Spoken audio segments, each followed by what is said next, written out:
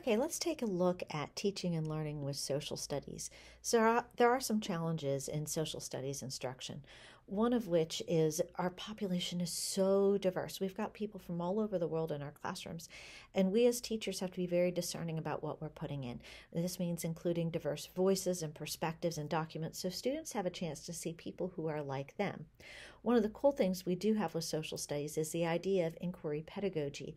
And this is an idea where students create questions that they want answered, and then they take action after they've researched and communicate their results.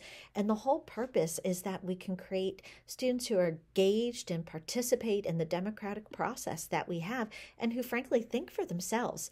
The National Social Studies Standards addresses curriculum that aligns with social studies performance.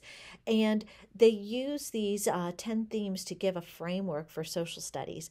Now, this is used mainly in middle and elementary schools. When you get to high school, social studies is so much broader than that. Social studies now breaks down into individual classes, such as American history, world history, even psychology, social studies, sociology, economics, geography, government, history. So it's a wider range at that point. Now, social studies, one of the things we need to teach our students is to be critical of the online content that's out there, because literally anything can be online. It's not fact-checked as fake or true, and so students need to understand the difference between the two, because teachers, we're no longer their primary source. They can research anything they want. So we need students to be very critical about what they're seeing online, and when they're finding things that are true, to learn how to put those aside and curate that content, and understanding the influence social media has with both truth and lies that are published online.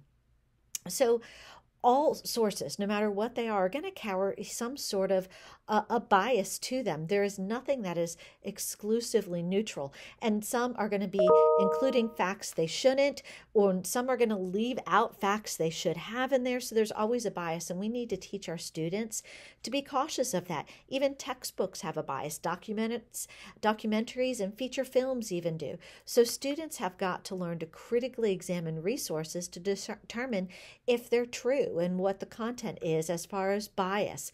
So teachers, we need to ensure that technology is grounded in actual pedagogy, that the technology we're using, the rationale for it is aligned to the standards we're teaching. Technology should not just be used like using a film as a reward or using it to control student behavior. It has to be aligned to the standards. So what are some strategies for integrating it? Simulations work best. This is so cool that students can model and try things and help to understand complex materials and procedures. Make sure that when you're doing these simulations that they're actually portraying the historical events appropriately. So know your content well enough to know if what they're doing is actually showing the truth of the situation at the time.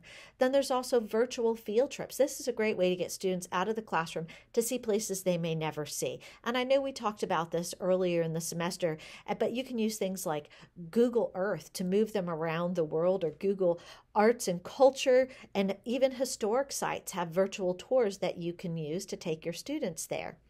Now, students also have to have access to primary sources, and oftentimes we think in terms of text, but this is also images, maps, sounds, and the Library of Congress is a great resource for this, but it will require you as a teacher to help locate and save and reserve that information for your students. Now, when they're doing digital research, we need to have them analyze what they're seeing, because social studies information, it changes very, very quickly. And while online sources can be very up to date, they can still have biases. So students need to be able to recognize that, to be able to look at images and analyze for hidden meanings. And especially now in the time of AI, where pictures can be manipulated and generated that aren't even true. Now, in social studies, students can also use technology to storytell of the lives and histories and events of past times, or use it as part of their research by incorporating movie editing software and primary source materials.